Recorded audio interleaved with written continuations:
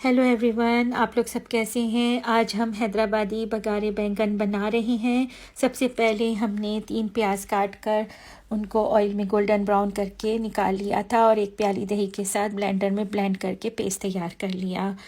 यहाँ हमने मूंगफली और ग्रेटेड नारियल को ड्राई फ्राई किया है। हीट लो रखें, चम्मच चलाते रहें वरना नारियल जल्दी से जल सकता है। ठंडा होने रख दें।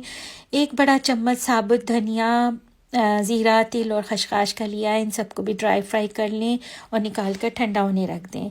मूंगफली मिक्स और धनिया मिक्स को अलग अलग कॉफ़ी ग्राइंडर में अच्छे से बारीक ग्राइंड कर लीजिए।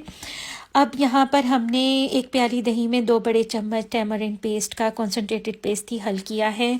तो जनाब ये चारों चीज़ें तैयार हैं, आप देख सकते हैं।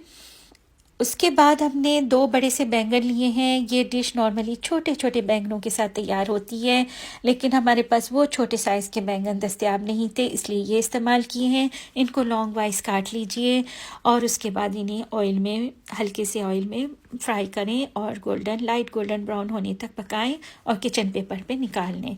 फिर आपने उसी ऑयल में मेथी के बीज डाल के थोड़ा सा पकाना है। जैसे ही वो पकें उसमें आपने राई डाल देनी है। राई के बीज डाल के जैसे ही वो स्प्लटर होने लगे तो आपने उसमें करी पत्ता डाल देना है। करी पत्ता बड़ी जल्दी से पकता है, जल ना जाए, इसलिए जल्दी से हमने इसमें ऑनियन का पेस्ट डाला है, ऑनियन और दही का, और उसको पकाया है थोड़ा सा और उसको भुनने लगे हैं। अब हमने लाल मिर्च, सफ़ेद मिर्च, काली मिर्च और नमक, हल्दी जो हमने निकाल के रखी थी वो हम डाल देंगे। और फिर हमने बहुत बारीक बारीक हरी मिर्चें काट रखी थी वो भी हमने इसमें डाल दी हैं और हमने इसको भूनना स्टार्ट कर दिया है। अब भूनते जाएंगे, इसको अच्छे तरीके से भूनना है यहाँ तक कि ऑयल सेपरेट हो जाए। तो इसके बाद हमने इसमें धनिए का पाउडर जो हमने बनाया था वो डाल देंगे।